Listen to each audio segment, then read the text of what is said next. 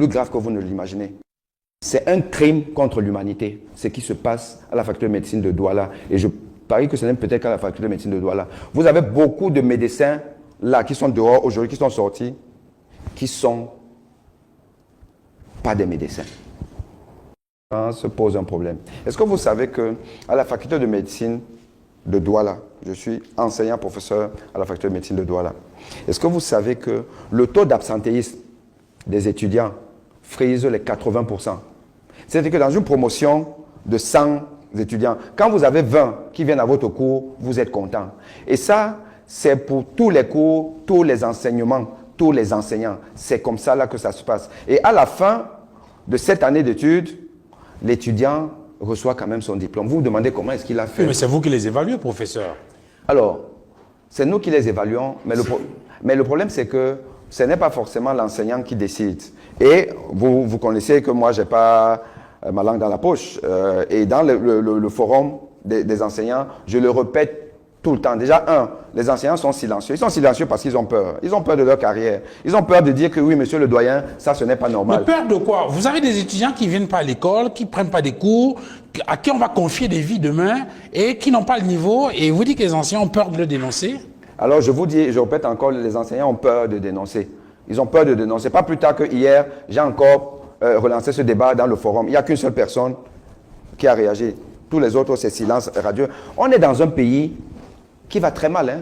Vous ne savez pas à quel point on va très mal. Quand l'élite se planque, vous pouvez comprendre que le peuple est abandonné.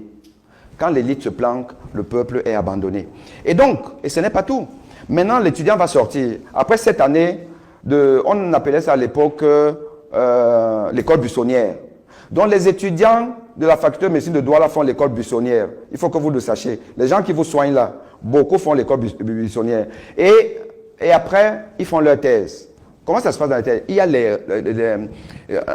une circulaire du ministre de la Santé, de l'enseignement supérieur qui réglemente le nombre de thèses par directeur de thèse, donc l'encadrement d'un étudiant. Parce que la thèse, c'est ça qui sanctionne le parcours d'un étudiant et qui l'initie un peu à la recherche. Parce qu'on ne peut pas faire la médecine sans la recherche. Est-ce que vous savez que d'après ces statuts, aucun encadreur ne peut avoir plus de 8, allez maximum 10 thèses par an. Parce que vous devez, l'étudiant ne sait rien, vous devez le manager, le coacher. Et vous ne pouvez pas, avec toutes les autres charges, encadrer plus de 10 thèses. Et encore que souvent, beaucoup ont aussi des thèses qui à Bafoussam, qui à Yaoundé, qui à Banganté et autres. Les gens donc se retrouvent avec 10 thèses. Donc déjà dans une même faculté, avoir plus de 10 thèses, ce n'est pas normal. Est-ce que vous savez qu'à la faculté de médecine de Douala, depuis des années, il y a une mafia de thèses qui fait que vous avez des enseignants qui ont 15, 20 thèses, pendant que d'autres ont peut-être 2 ou même pas de thèse. Et ça doit être régulé par le doyen de la faculté, qui refuse de le faire depuis. Résultat des courses, quand vous êtes membre d'un jury de thèse, vous voyez un étudiant vous présenter son travail, vous demandez s'il a eu un encadreur. Et il va sortir médecin. Non seulement il a fait l'école buissonnière, et que même dans les stages à l'hôpital, un coup il vient, un coup il ne vient pas. Il ne va jamais au cours magistraux à la faculté.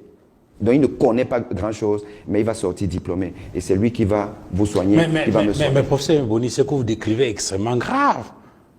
Vous savez pas dans le dos. Alors, je vais vous dire, je vous fais maintenant un scoop.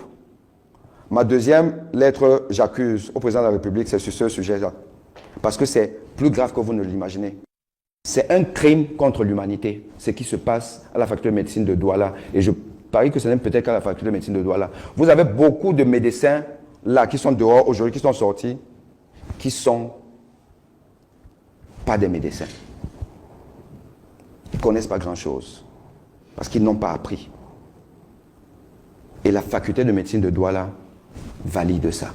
Alors, on ne va peut-être pas faire une fixation sur cette faculté-là, mais on va poser le problème de façon globale. Vous dites donc qu'il y a certes du matériel de pointe qui est mis